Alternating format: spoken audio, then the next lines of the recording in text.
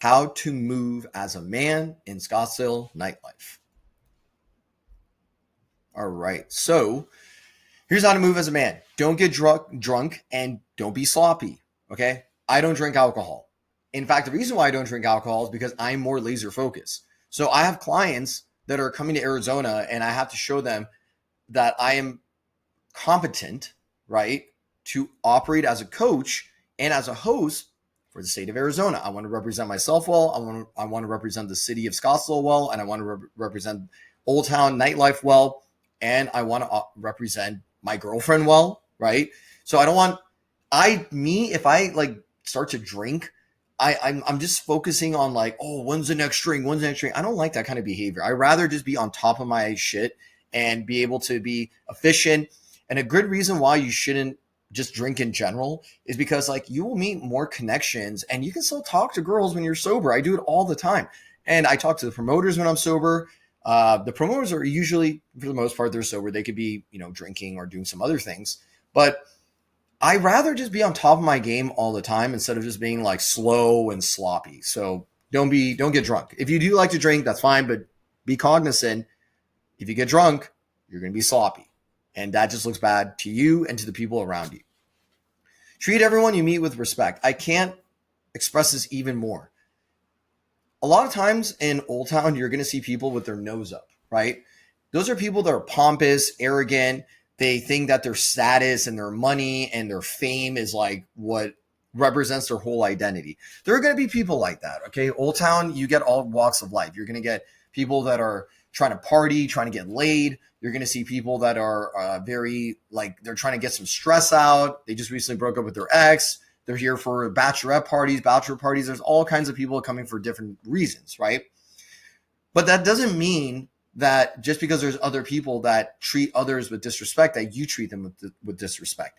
You treat everybody with respect. It's worked for me. It works for my girlfriend. We collect Instagrams like every time we're in Old Town. People like to be around us because we treat them with respect. Don't try hard and don't be a wallflower. Here's an example of trying too hard, right? It's a person saying, oh, look at me. I'm rich. I'm popular. And I get laid all the time as a man, right? Like that's a guy trying too hard.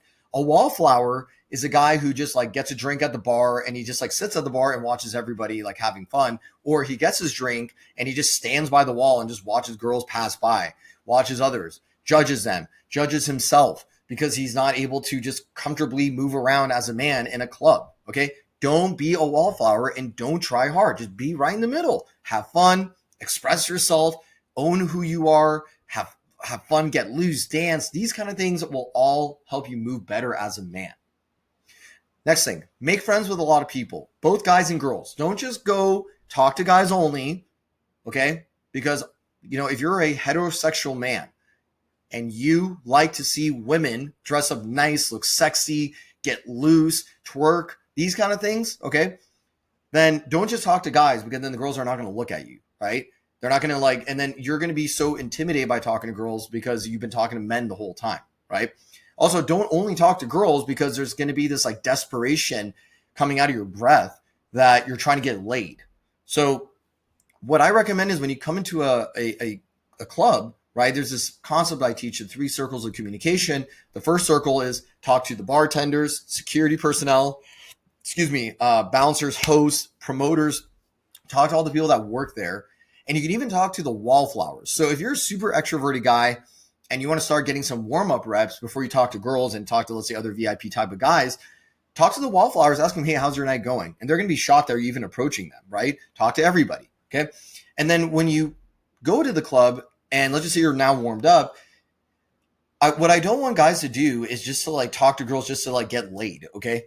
Girls are a great source of friendship because girls that you become friends with will lead you to VIP events. They'll lead you to other VIP type of guys. They'll lead you to their single friends. If you're single, for example, before I got into a relationship, I would always approach girls, not for the purpose of just wanting to sleep with them, but because I wanted to get to know them. I wanted to get more Instagram contacts. I wanted to have girls to be models in my videos, for example, right? And there's just a genuine, authentic connection I wanted to create with them. I didn't want to just, again, try to sleep with them. I wanted to be friends with them. So Like I said also a little bit earlier, the last point, introduce yourself to all the team personnel of the club. So it's the clubs, what are they, like the personnel that work there, right?